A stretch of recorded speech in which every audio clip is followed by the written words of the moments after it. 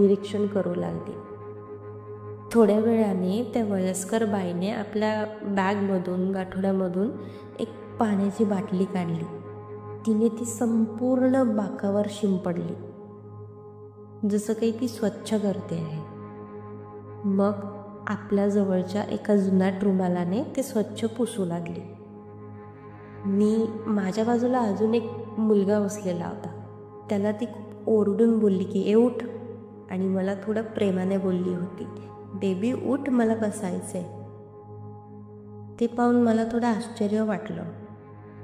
कितीही अशुद्ध कपडे असले, केस विस्कटलेले असले, पण स्वच्छतेची भावना अजूनही तिच्यात आहे, मी मनात म्हणाली.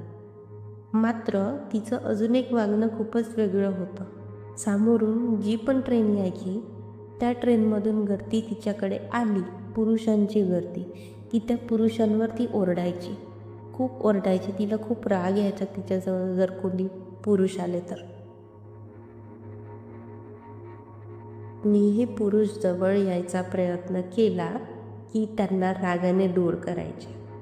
विशेषतः माझ्या आसपास जर एखादा पुरुष आला ना, ती बघायची कोण आहे आणि ती त्यांच्यावर ओरडायची, जसं काही मला ती प्रोटेक्शन देत आहे.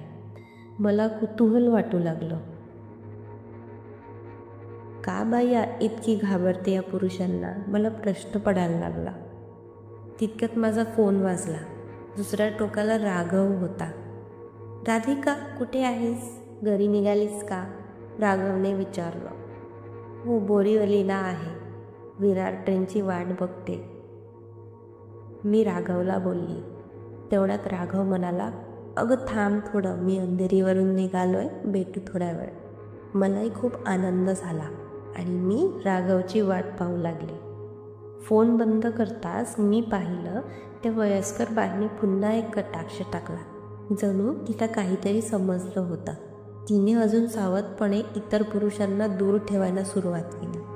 एखाद्या अनोळखी व्यक्तीकडून असा अदृश्य संरक्षण कवच मिळणं हा अनुभव वेगळाच होता माझ्यासाठी.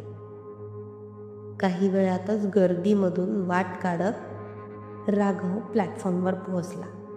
त्याचं तेजस्वी हसणं, डोळ्यातलं प्रेम पाहून माझं मन उजळून गेलं. राघव माझ्या जवळ बसला. मला वाटलं आता ही राघववर पण ओरडणार, पण का माहीत नाही, तिने सुरुवातीला त्याच्याकडे पण खूप रागाने पाहिलं. त्याला पण ओरडणार. तेवढ्यात त्याने तिला काकू काही खाणार का म्हणून डब्यातला